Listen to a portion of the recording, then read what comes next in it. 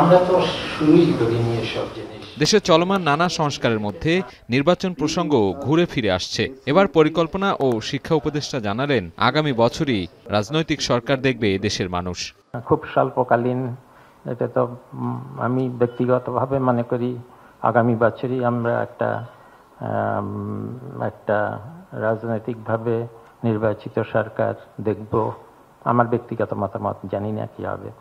শনিবার সকালে রাজধানীর গুলশানে বাংলাদেশ উন্নয়ন গবেষণা প্রতিষ্ঠান BIDS আয়োজিত 3 দিনব্যাপী এই ABCD সম্মেলনে স্বল্পোন্নত দেশ থেকে উন্নয়নশীল দেশের চূড়ান্ত স্বীকৃতি নিয়ে সৃষ্ট সমালোচনারও পরিষ্কার জবাব দেন পরিকল্পনা উপদেষ্টা। জানান, জাতিসংঘের মূল্যায়নে 2 বার উতরানোর পর আর LDC-তে থাকার সুযোগ নেই বাংলাদেশের। তবে বর্তমানে মাথা ব্যথার বড় কারণ হয়ে দাঁড়িয়েছে ক্রমবর্ধমান আয় ও ভোগ বৈষম্য।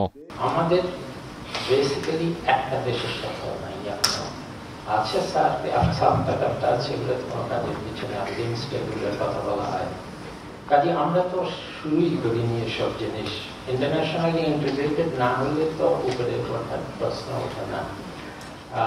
কিন্তু সেটা প্রিরিকুইজিট হলো our economy has to be more competitive. আমাদের ইকোনমিক ডিপ্লোমেসি যেটা আমরা খুব একদমই অনগ্রসর, যেটাতে আমাদের অনেক বেশি ভালো করতে হবে। এ সময় উত্তরণের পথে মধ্যম আয়ের ফাঁদ থেকে বাঁচতে বিনিয়োগ ও আঞ্চলিক বাণিজ্য সম্প্রসারণের পাশাপাশি দ্বিপাক্ষিক সম্পর্ক জোরদারে মানব সম্পদ উন্নয়নে বাংলাদেশকে মনোযোগ দেওয়ার পরামর্শ দেন বিশ্বব্যাংকের মুখ্য অর্থনীতিবিদ ইন্দরমিত এস গিল।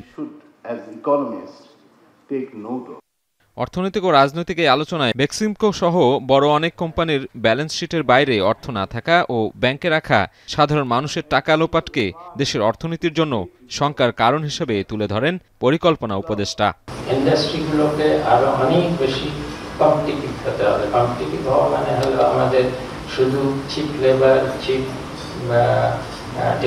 লো টেকনোলজি, এগুলোর বাইরে টেকনোলজি। সাজিদ আরাফাত, এখন, ঢাকা।